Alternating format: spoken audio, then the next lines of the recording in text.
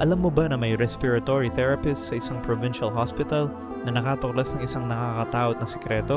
Lahat ng pasyenteng naka-ventilator ay nananaginip ng pareho bago sila ma-cardiac arrest. Nagsimula ang lahat noong mapansin ni Maria na lahat ng mga lalaking pasyente ay nagre-reklamo ng iisang bangungot. May mabigat na nilalang na nakaupo sa kanilang dibdib, hindi makahinga, hindi makasigaw, tapos biglang cardiac arrest. Ang mas nakakatakot, nangyayari lang ito tuwing walang pamilyang nakaantay. Alas 3 ng madaling araw, nakikita sa security camera ang mga anino na gumagalaw sa pagitan ng mga kama sa ICU. Tumutunog ang ventilator alarm pero walang mechanical failure.